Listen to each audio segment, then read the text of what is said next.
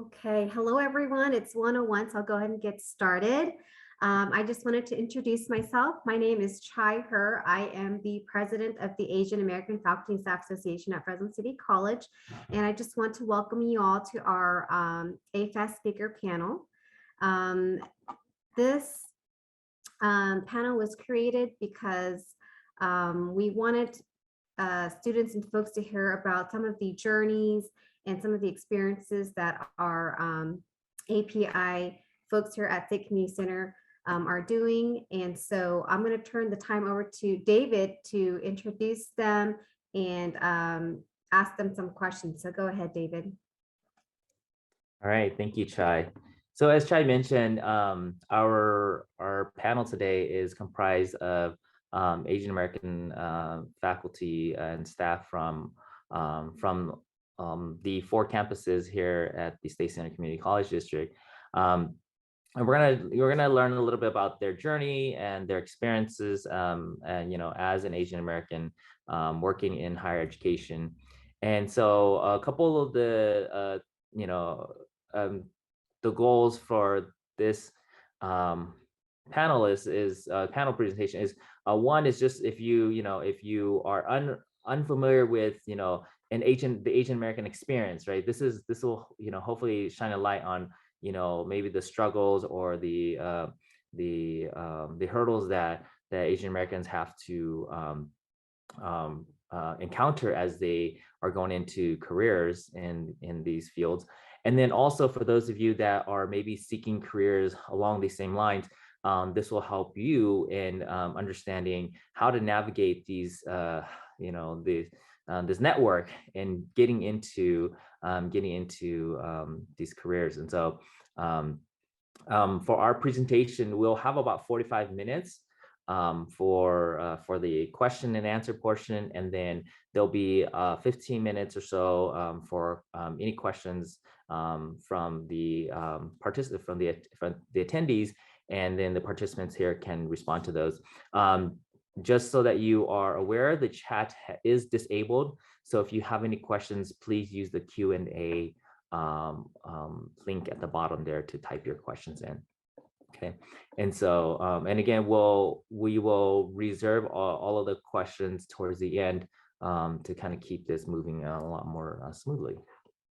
So let's get to our panel here. So the first we have is Unji Seo from Reedley College. She is an accounting instructor and has been with the college since 2017. And Unji has worked in many different areas of accounting and government and private and public sectors for many years. And so she brings a wealth of experience along with her into her teaching. Next, we have Siampor Buntavangkom, and she goes by Bonnie.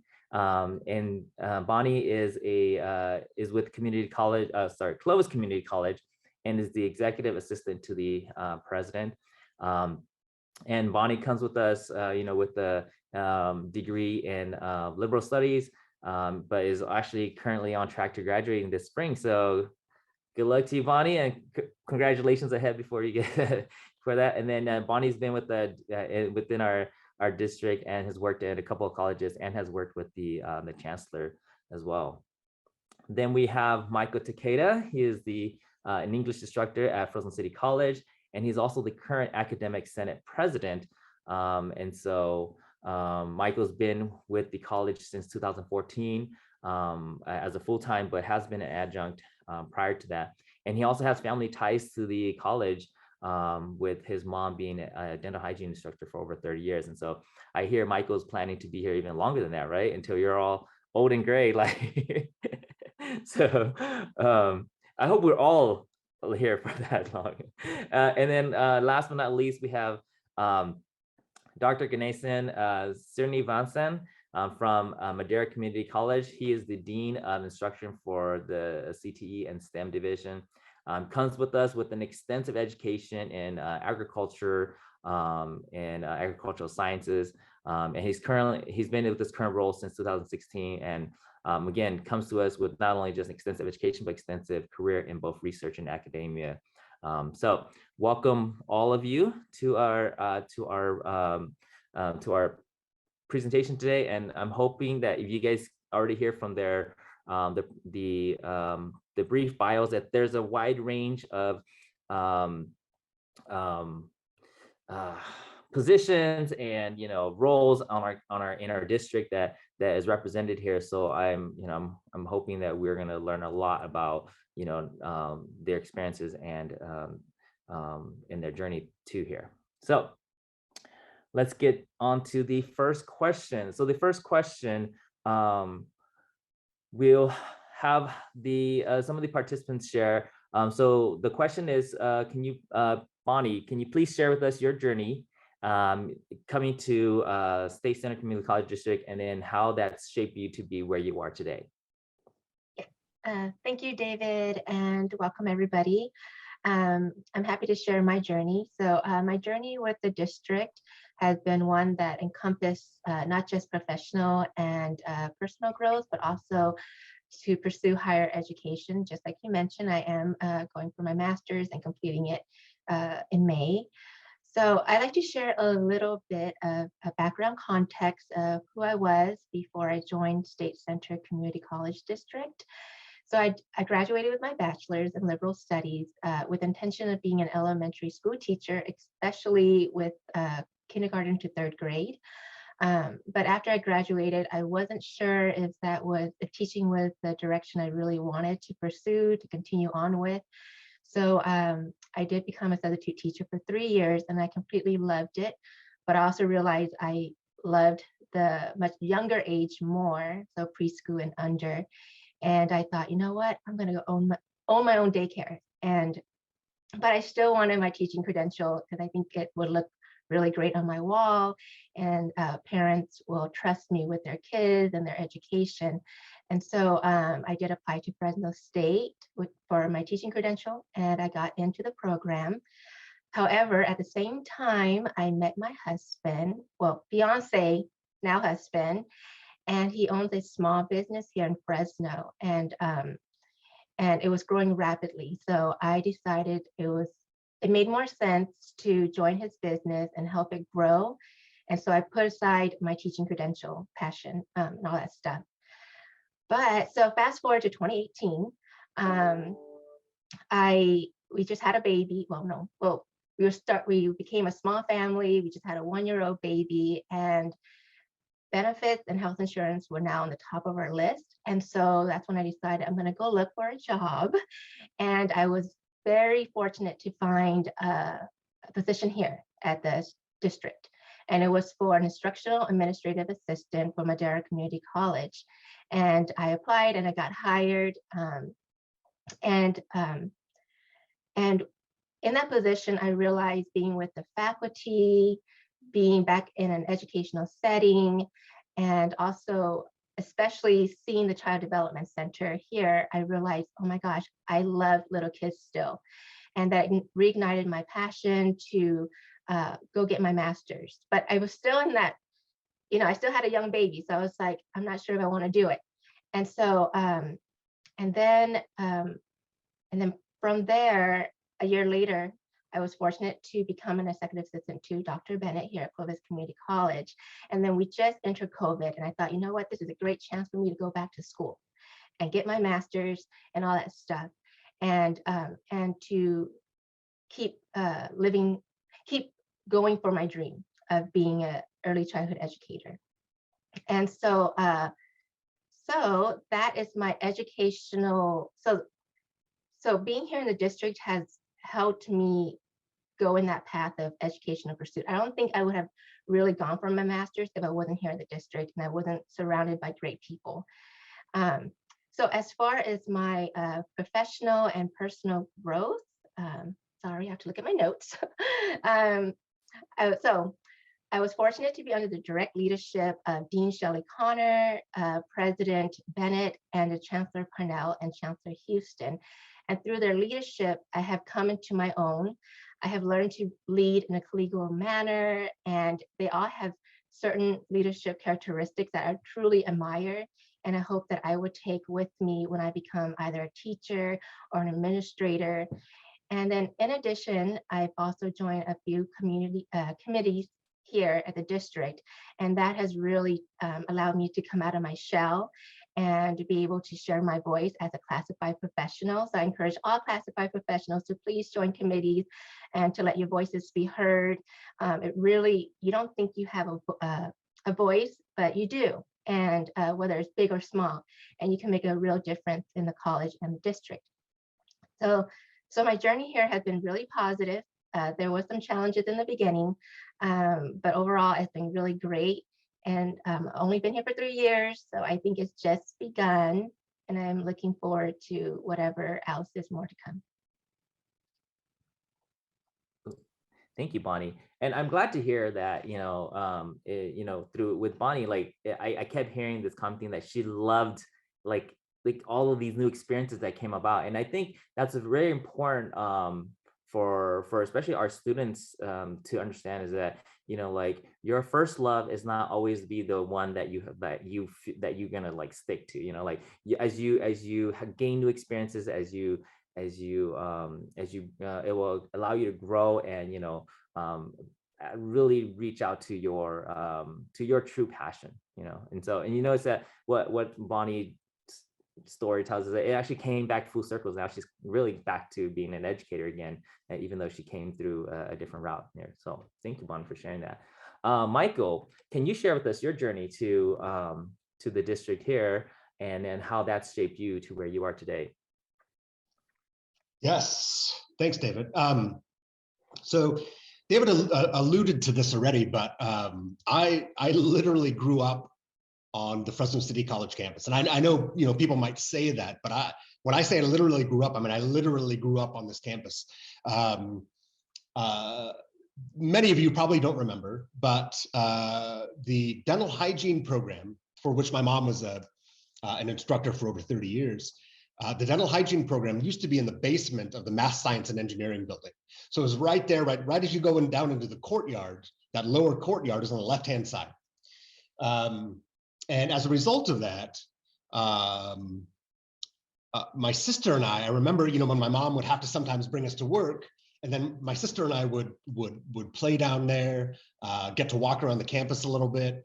And this is, these are some of my experiences, like I said, as a very young child. So my journey started at that time. I obviously didn't know what I wanted to do then, but I soon learned, when I was in college, that I really enjoyed working with students, and that education was really the direction that I wanted to go in my life. But I wasn't quite ready at that time to grow up. So I finished my bachelor's degree, but knowing that that I wanted to go into teaching, and that my dream job would be at Fresno City College. So, fast forward many years, and while I was in my master's program, I was offered an opportunity to teach, actually to start teaching at Madera, what was then the Madera Center of Reedley College. They needed a teacher to teach some English classes, and they reached out to my advisor at Fresno Pacific University, where I was getting my master's degree. And through that opportunity, I was able to start teaching in the district. And that was in 2010. So while I was getting my master's degree and doing some other things, I would just kind of teach a class a semester, just to get a little bit of experience. And then in 2012, I really decided that I would start trying to teach more and get more experience, and then really commit to trying to become a full-time faculty member. I was lucky enough then, about a year and a half later, to have the opportunity to be a full-time faculty member when I was hired. So upon doing that, really, if I think about how some of those experiences have shaped me to be where I am today, some of the most profound things are really those connections that you make with people. I mean, David was alluding to this a little bit, but it's those connections you make. I'll I'm looking at the participant list, and there's so many people there that I recognize and that have helped me and been supportive. One person, though, for sure is John Cho, and I was lucky enough. John Cho and I connected with each other. Obviously, we didn't know each other previously, but we connected with each other very early in my first semester as a full-time faculty member. And for any of you that know John, he had about 5 million ideas for he and I. We started to work together very closely and create some programs. And that relationship really helped me to insert myself more on the campus, to be more visible, and to have really more opportunities. But again, connecting with people and developing some of those relationships is one of the most important things to that whole process of developing and becoming sort of the professional and the person that you want to be on an individual campus. Another person, I see Kim Casada, who's here. And very early on, for a variety of reasons, I was able to have conversations with Kim, and it's a great example, right, of people, right, all over the campus in different roles that you might not necessarily always have the opportunity to connect with, but that it's very important to, again, develop those relationships and develop those connections, because we are a community college, right? And we all are better because of the communities that we operate within. In particular, for many of us, the Asian Pacific Islander community as well. And so again, there's so many folks on here that are so important. David and I were able to connect quite early as well, right? And when we connect with people and when we support them, it really helps for us to be our best and to really become the people on campus and the leaders and the professionals that we want to be. And so, I definitely would not be where I am today without really inserting myself into many different positions and having many opportunities. So, yeah. Cool. Thank you, Michael. Yeah, and when you mentioned that, it reminded me of how we first connected. It was like, I think you came to my office and we were doing some travel and conference paperwork, and then we just started talking about fantasy football. Like I still remember that, and then now it's like, it's kind of like you never know, like what's gonna it's gonna like connect you, right? But because of that, that's something that drew us together, and it's like Michael and I were just like we just get along so well because of just that one little like spark in a sense, great. And so going from somebody who basically grew up on the Fresno City campus, let's go to Ganesan, who is from basically the other side of the world, right? And he made his way into the Central Valley somehow. So Ganesan, can you share with us how you got to the State Center Community College district, and then how that's shaped you to be where you are today? Thank you. First of all, I want to thank this forum for this opportunity to be able to share our stories. Just like many of us in the Asian American community, it's a story, it's an immigrant story, right? Many of us come here, first generation, for the land of opportunities. My story goes even before that. When I was a young boy, like in many Indian families, the parents say, you have to become a doctor, or you become an engineer, or a computer scientist, etc., right? So from childhood, I thought I'm going to become a medical doctor. That was ingrained in us. So as life goes, you plan for something else happens, and that's good for us. So when I graduated from high school in India, I was 15 years old. I was one of the youngest kids to graduate. So I applied for the medical school and found out that I'm not eligible for med school because you have to be at least 18 to start med school. And I didn't know at that time. And so I was kind of disappointed. But then one of my uncles said, come and meet someone I want you to meet. And this was in the late 60s. Those of you old enough to know what happened in South Asia, Pakistan and India, they were going through severe famine. There's a lot of food shortage. The prediction around the world was, there's going to be hunger and billions of people are going to die, etc. But India, Pakistan, Sri Lanka, many countries, they were fortunate to get some technology from this part of the world, from Mexico, to do what is called as a green revolution. It's really saved the world. The food production went up and people were, they was doing good. So there was this green revolution going on. And so when I met this scientist, his name is Dr. Swaminathan, who's about 96 years old. The reason I bring up his name is we all have mentors who shape our life at a young age. And he met me and said, why do you want to become a doctor? I said, that's what my parents told me. And he said, no, if you're a doctor, you are going to be seeing sick people. Don't you want to do something to prevent people from getting sick? That means give them good food and good nutrition. And this is green revolution. See how many millions of people have been saved by agriculture. And he told me to do agriculture. And I said, I'm a town boy. I don't know even, I've never seen a rice plant. It's all in the villages, right? And so he encouraged me and I went on, and that's how I suddenly became an agricultural graduate or a bachelor's. Then I went on to do my master's and worked in India for about 7 years in agricultural research. But my dream was always to come to US to do my PhD doctorate, because a lot of my friends and family have done it. So at those days, if you don't have funds, you cannot come. Again, I was so fortunate I was able to compete and get into what is called as an East-West Center grant. The reason I bring it up is, again, life happens and it shaped me. The right opportunity came to come to Hawaii, University of Hawaii, for a PhD through a fully funded scholarship by the East-West Center, which is a federal government scholarship. And the right place for me to come to US. And I thought I'll have a culture shock. I didn't have a culture shock because Hawaii is a melting pot. And those of you who have been there or know about it, it's like a combination of all different cultures of Asia. So I was fortunate to get that opportunity to start my education in Hawaii, which I did, finish my PhD. And then after that, I was planning to go back to India. At that time, I got a call from Mexico. One of my mentors, again, the Green Revolution I talked about was because of a scientist, an American scientist by name Dr. Norman Borlaug. He got a Nobel Peace Prize, a Nobel Prize. He's an agriculture scientist, got a Nobel Prize because of the Green Revolution in India and other countries. And there was no Nobel Prize for agriculture, so it's only for peace.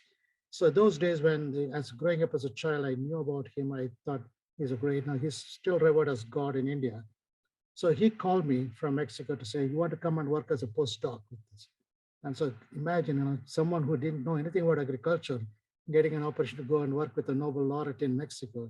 It completely, I didn't even have an interview. I was just called and I went there and started there and worked there for 15 years in Mexico.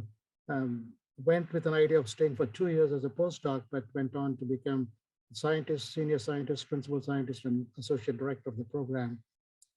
I would have never left Mexico. That's such a beautiful country. Had the opportunity to travel around the world to help developing countries, especially in Asia. Went from East Timor to Indonesia to almost all the Asian countries I had the opportunity to visit. And then the opportunity came to come to Central Valley, which I didn't expect because my kids were going to school here. Joined Fresno State as an agricultural associate dean for 7 years. And then I was looking, so what's the next step? And here again, a mentor comes. I was selected as the Dean of Agriculture at Santa Rosa Junior College. Those of you might know that the president of Santa Rosa Junior College is an Asian American, Dr. Frank Chong. He just joined there in January of 2012, and he hired me the first week when I went there for the interview. Again, talk of confidence in me. I went for the interview and he was telling me, Ganesan, you have the job. You want to take it now? And I was so shocked and surprised. And so he had the faith in me.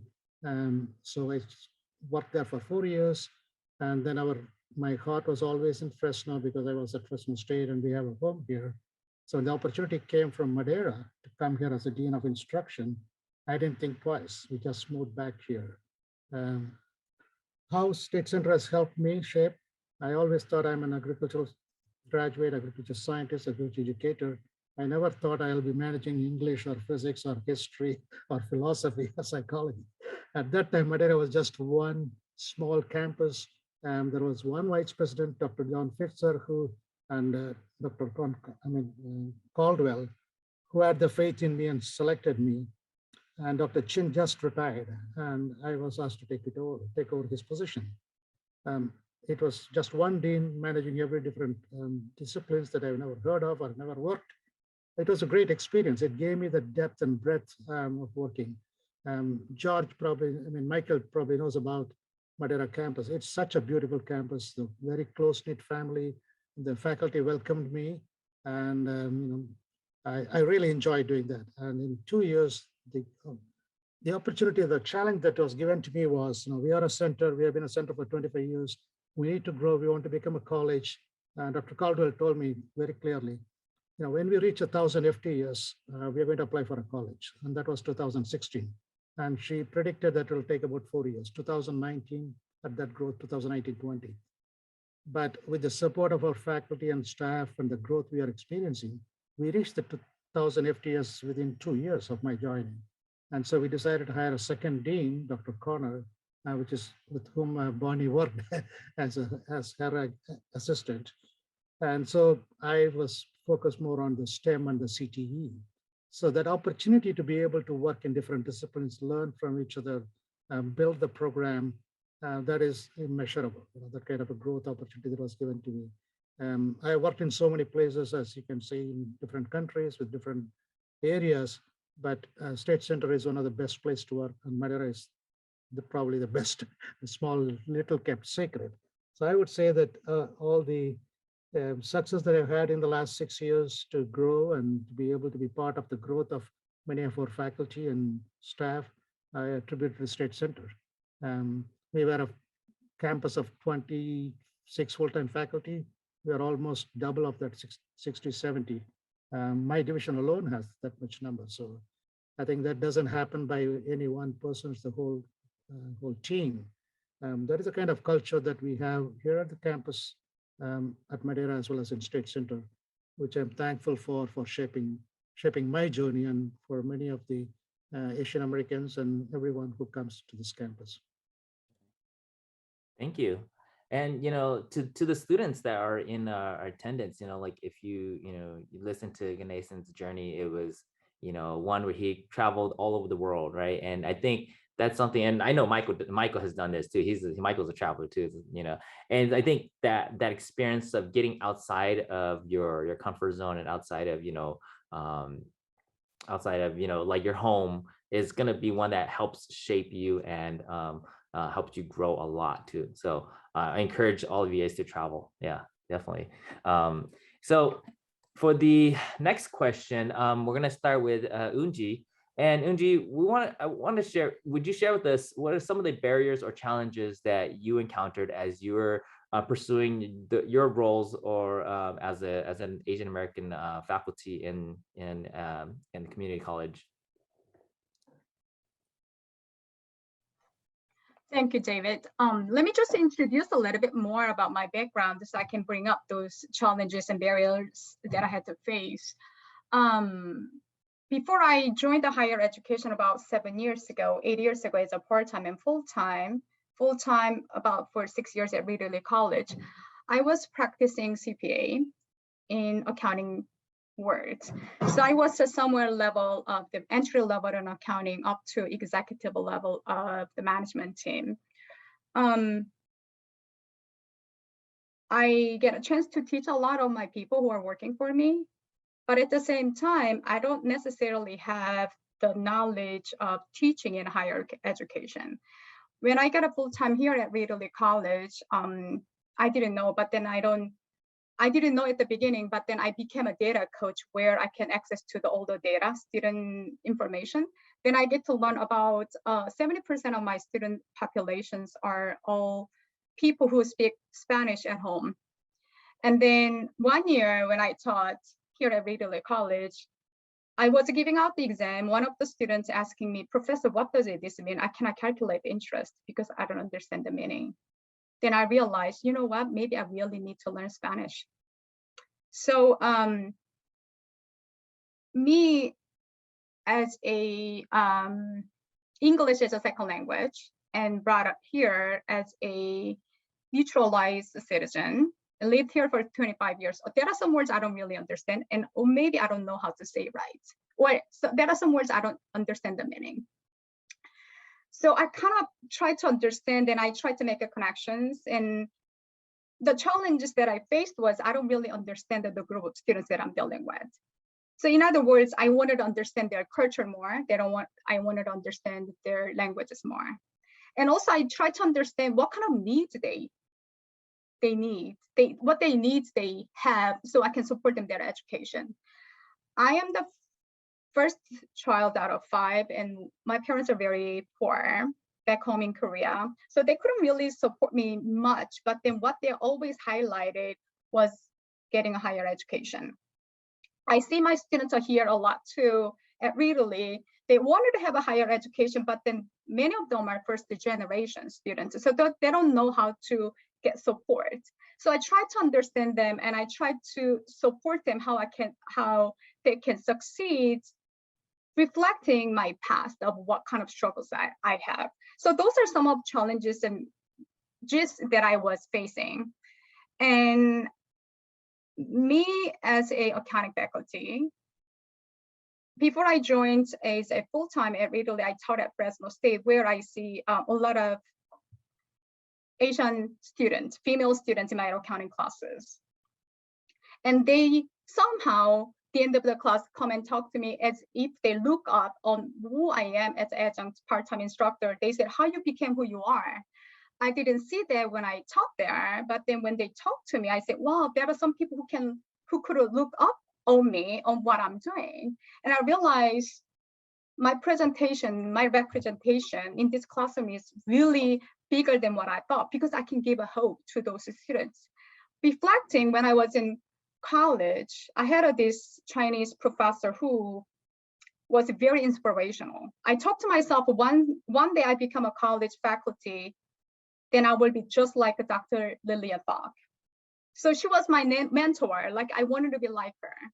So I had these feelings that I wanted to be like her, and showing me as a female Asian, the one who can teach in higher education, there are some people who see me, they can be inspirational. And then one of the things that I have overcome those, not really overcome, but promote what I think it is right, was I volunteer a lot of nonprofit organizations where you're representing Asian community too. Then I connected and I told them, hey, this is what I do. You can be like that too. Then also I get to meet very inspirational people too, because I really wanted to understand people like me, especially female Asian. And of course, if I can inspire the male Asian, I will be even happier, because I have 2 sons and I think it will make sense to me.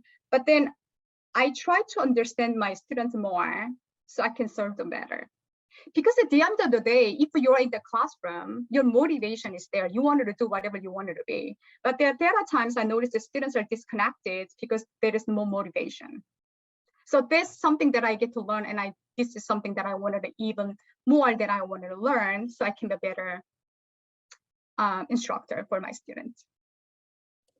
Thank you. And I share the same sentiment. Like I teach math, at Fresno City College, and I'm glad you said that. One of the challenges was just learning about your students, and the challenge is that happens every semester. Like you have, like you're the students that you had last semester that you built a great rapport with, that you connected with so well. And the things that you're doing this semester may not work with your current group of students, so you kind of have to restart. And that is a challenge, but I think that's part of one of the things that draws us into education, because we will do whatever we need to connect to our students. And so thank you for sharing that with us, Eugene.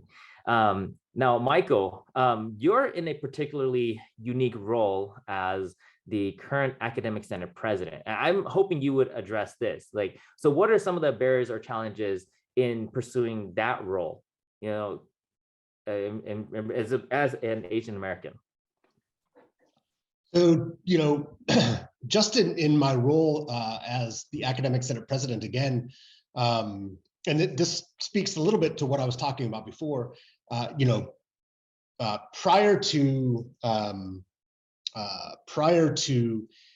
serving on that role, I was the president of the Asian American Faculty and Staff Association, just before Chai. And, you know, being in that role, and a lot of the things I learned in that role helped me to develop some of the skills and the competence that I needed to see myself as a leader, and to see myself being able to be in a role like that.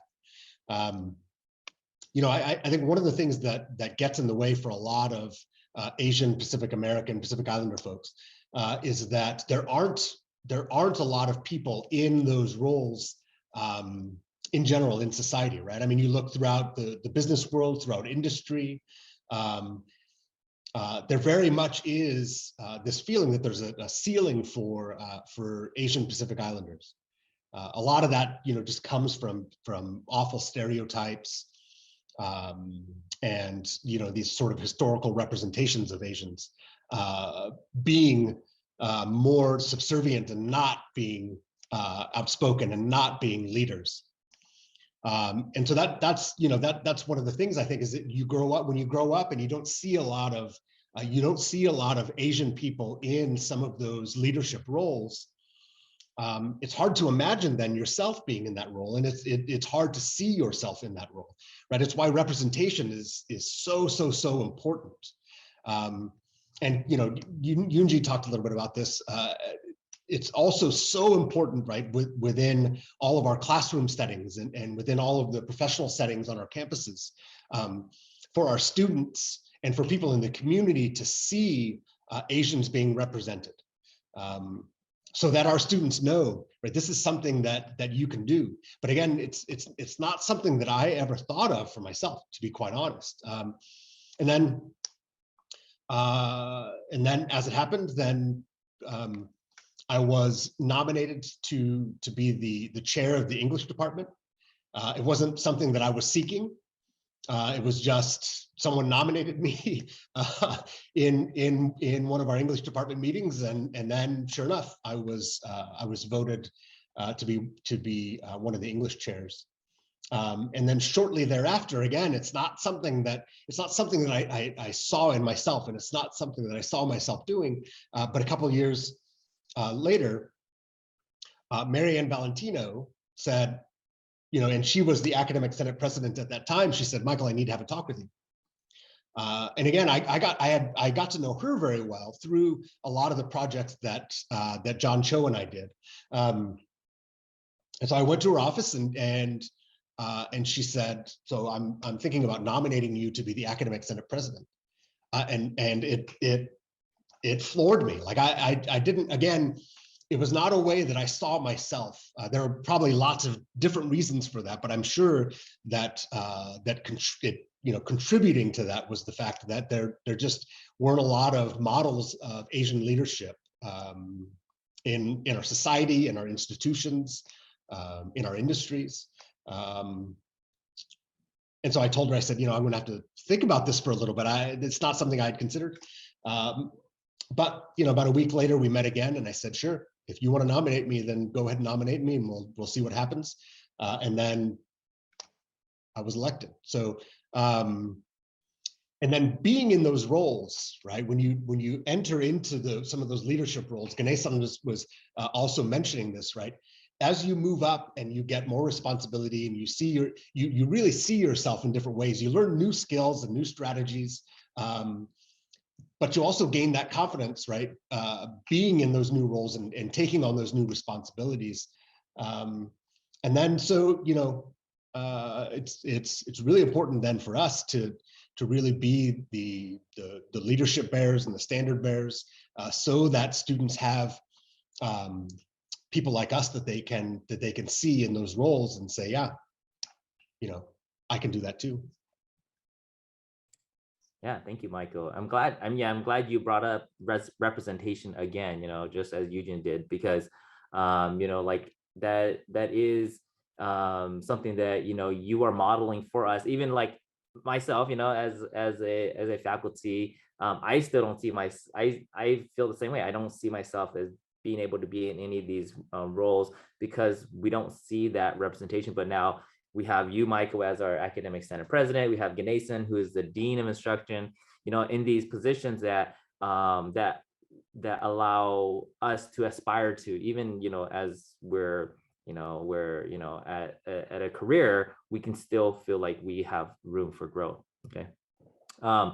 So we're Ganesan, can you share with us some of your barriers or challenges getting to your role?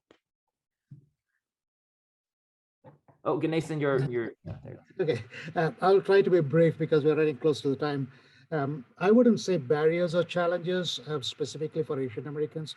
Every one of us, we aspire for something, we try, we won't get some things, but doesn't mean that we have to be frustrated. And there's always a glass ceiling at any profession you go.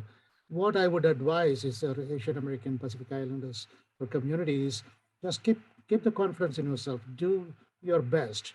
Don't try to be someone whom you are not. Don't try to fake something, because you have to be yourself. Some people may not understand your accent. They might think that you have a last name which is difficult to pronounce or say, but it doesn't matter. You have to be what you are, and you are going to reach where you want to be because of what you can do and what you can accomplish. And that comes out. And like Michael was referring to, look at the Silicon Valley, the tech, the multi-trillion-dollar companies.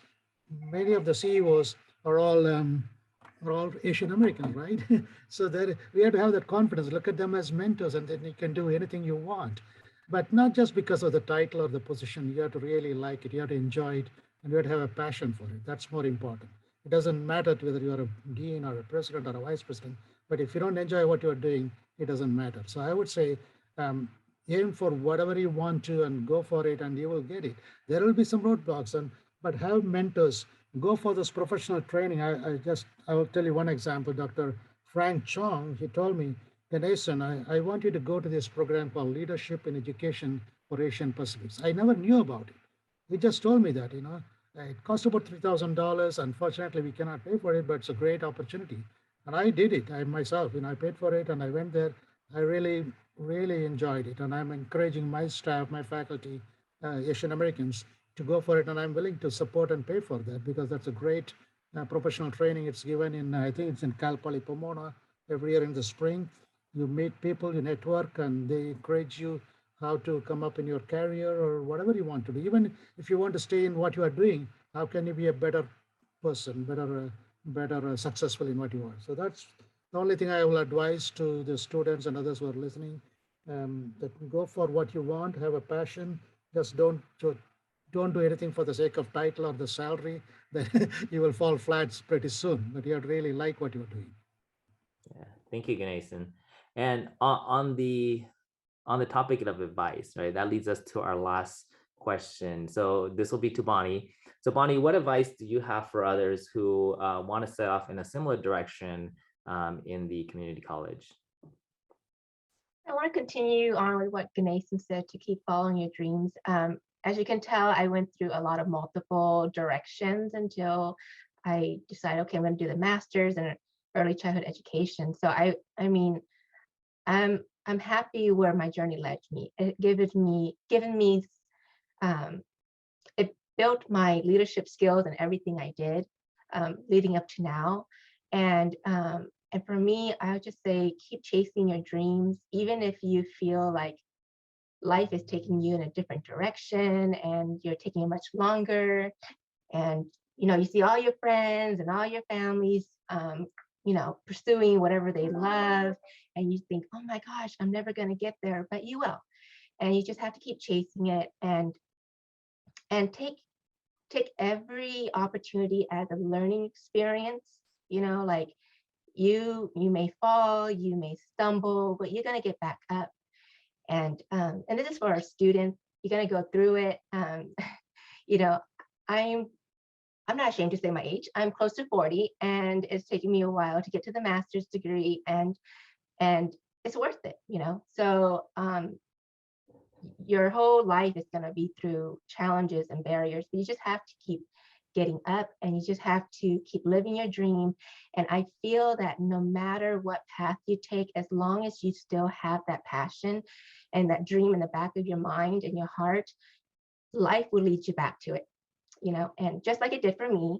And I did have a question about in the chat about going back to school with little children, I would say it was a challenge a little bit in my first semester, just because I was getting back to the schedule and I just wanted to be with my kids. And but once you develop, so just be very focused and develop a balanced life. So develop a schedule where it works for you to be a parent and for you to be a student.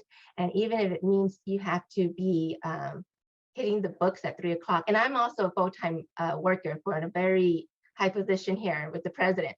So if I can do it, anybody can do it, little kids, big kids, it doesn't matter. But I would say, make sure you have a very good support team. And I'm so happy that I have my husband, my family, my husband's family, because they are my little village. And just make sure you have that village, you know, and make sure they bring you dinner, because you can't cook dinner. My husband is a great cook, but sometimes other family members can cook for you too. And so anyway, and take all the help that people give you. I mean, they're gonna wanna help you when you have little kids and you wanna further your education. They're gonna wanna help you, and make sure you say yes. So that's my advice. Thank you, Bonnie. And Eugene, what advice would you have for others that want to pursue careers in the same path that you've gone through?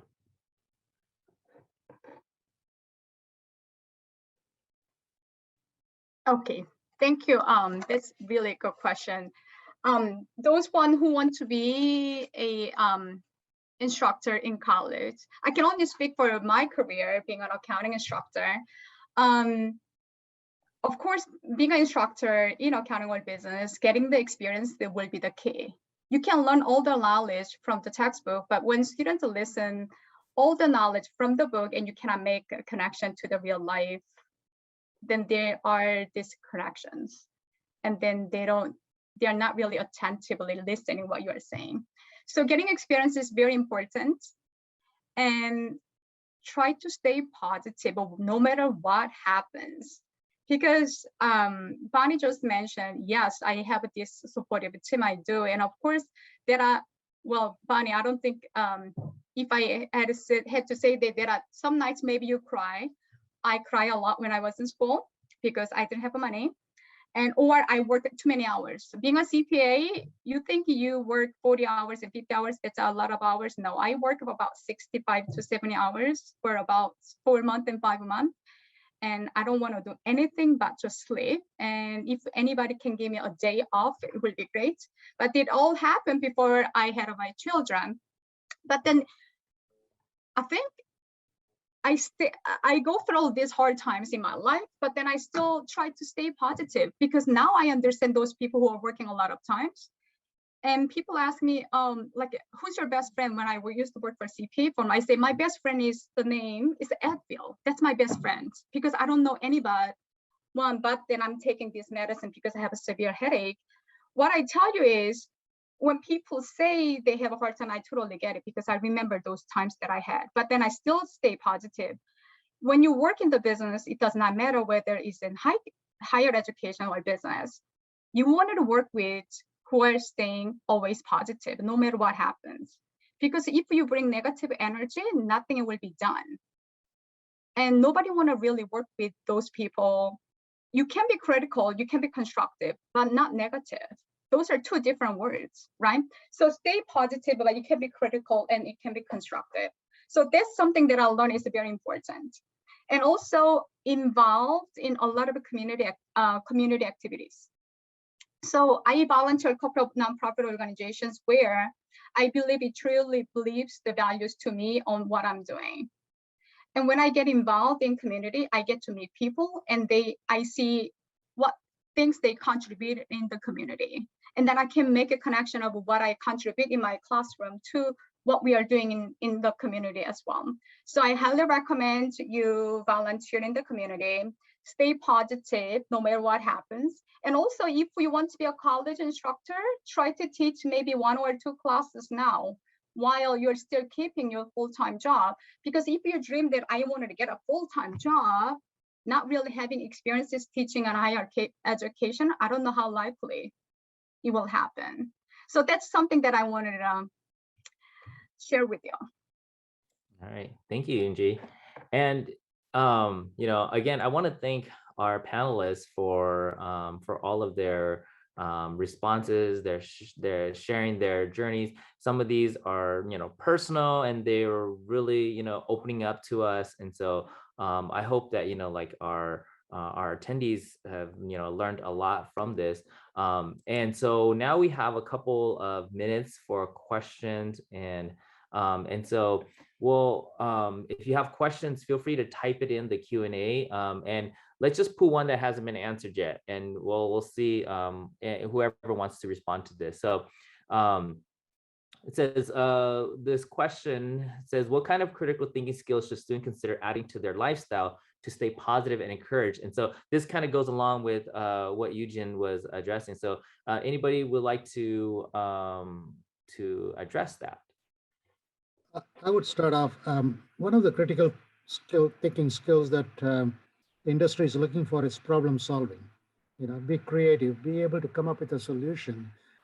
Anyone can ask a question. Somebody has to give the answer, right? So anyone can come up with a problem. I always tell my people, if you come with some problem, come up with some suggestions too, options to do it. So that requires critical thinking, creative ways of looking at it outside the box. Don't be shy that somebody might shoot it down. Some of might be crazy ideas. That's what becomes a real the big big industry. Let me just add exactly what Gine-san says. Actually, this is so right. When there is problem, bring the answers. But I never say you were gonna bring the correct answers. We don't know what the correct answers are, but then we have to have options. Then we can, and then you have a rationale of why you brought these answers, right? Then maybe we can make a decision based on what the solutions what you're proposing. But then I don't think many people really get that. That's a very critical thinking. Option 1, option 2, option 3. From this, my background, then adding to my values, right? I think it's very important we share those. And also, staying positive is not easy, of course. But then things happen like, oh, why you want to highlight something you are good at rather than and what you're not good at. So this is something that I use the example. When I took psychology, I hated psychology. But when I took economics, I just totally get it. So I told my students that some people get some topics and that's their genes. Like to me, accounting economics was easy. Psychology and philosophy, I didn't get it. But I said, you don't need to be an expert for everything. You need to know, actually, when I took it, I knew what area that I was more interested in. So if you don't know what area you're interested in, and go and take some classes and to figure out what you like, because your body will tell you whether you're more receptive to the information you're getting from classes. Or talk with the people if you don't have time to take those classes. So those are something that I usually suggest. All right, thank you. Now, there's another question in here that was addressed to Michael, but I wanted to hear from somebody else in regards to this. Is that who inspired you to become who you are today? So Michael said it was his dad, or his mom and his dad. But then did anybody else want to chime in on who inspired you? Yeah, I'd like to chime in. So right now, who inspires me is my husband and my kids, but especially my kids. And I think that's what really made me want to go back to getting my master's, is that when I first had my daughter, I just thought, oh, wow, like all the things I was learning about in school just came back. And I was like, the things I'm teaching her, I want to teach others. So I think for me personally, it was my children that inspired me. I would say I got inspired by different people at different stages, depending on where you are. Initially, as I told, I was inspired by Dr. Borlaug when I was in my teens. Later, by my PhD advisor, Dr. Jim Brubaker in Hawaii, who just passed away last year at the age of 95. And he was working as a professor until 90.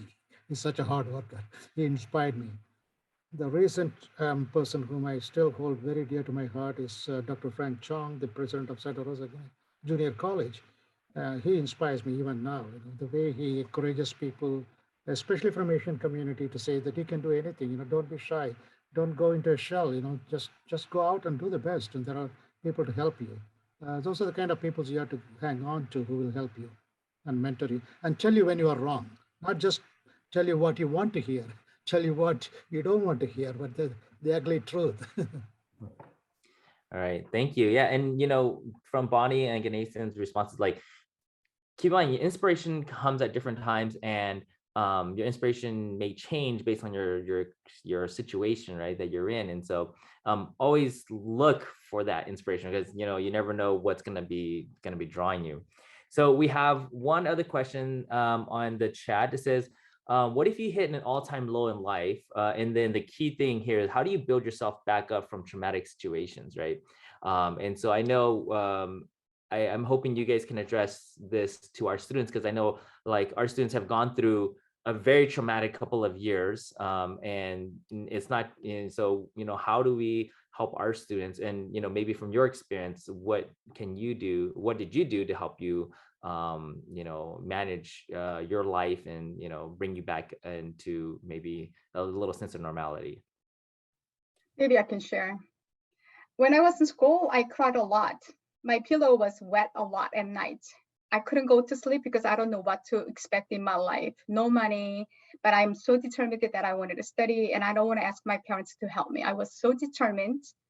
And I work until up to 30 hours a week, and I used to carry 6 to 7 classes per semester. And I always work in summer. And then there are times, of course, I'm very low. I don't know what to do. I cry, and I talk to myself the following morning, this is new day, and how low I can go. This is it. Last night and I cleansed what I was cleaning. While I was crying, I cleansed myself. So the following day is new me. Let's start new day as if it is new day. How low I can go? Nothing, because last night was the lowest moment in my life. So they motivated me, because as the time goes by, I see the end of the tunnel, what I tried to pursue. At the time, I wanted to be a CPA, so who I became. So you have a goal and you try to pursue on the dream, and you live day by day with a positive attitude. Then that's how I lived, and it worked out pretty well. Yeah, thank you. Anybody else like to? Yeah, I put something in the chat, and it connects to what I've been kind of saying this whole time. It's you have to make connections with other people. You have to develop relationships. For me, the most important thing is being surrounded by people who I know love me. When you make those connections, you develop those authentic relationships, and you surround yourselves with love and by people who love you, then you lean on them for support. You lean on them for help, right? Because nobody is ever successful on their own, right? We all need to get help from others and lean on other people when at certain times. So again, I put it in the chat, but if please, anyone on this in this call, don't hesitate to ever reach out to me. My metaphorical sort of door is always open. So please contact me, and I'd love to be able to connect and help support anyone in what they're doing. Yeah, thank you, Michael. And I'm glad you brought that up, because I think in this past 2 years, we've been so sheltered, so to speak, right? And we were just isolated a lot, and it may be difficult to get back to connect with people, to be on campus, and to be around around your classmates, or around your friends, or around your family. And so I encourage you guys all to take Michael's suggestion to heart, and the people that are around you are going to have a big impact on your life. And I think that was kind of a common theme a lot here, is like connecting with people, surrounding yourself with people who love you, and letting these people inspire you, and and work with you through your traumatic times in your life as well. So we are at our end here, and I'd like to thank our attendees for joining us. I'd like to thank our panelists for their words and their journey that they share with us. And so with this, I I'd like to again say, thank you all for joining us. And if you are able to, please join us tomorrow for night market and Saturday for Asian Fest, right? So, and you'll see many of us there as well. So come by and say hi to us if you see us there. All right. So thank you all, and have a good week. Have a good weekend.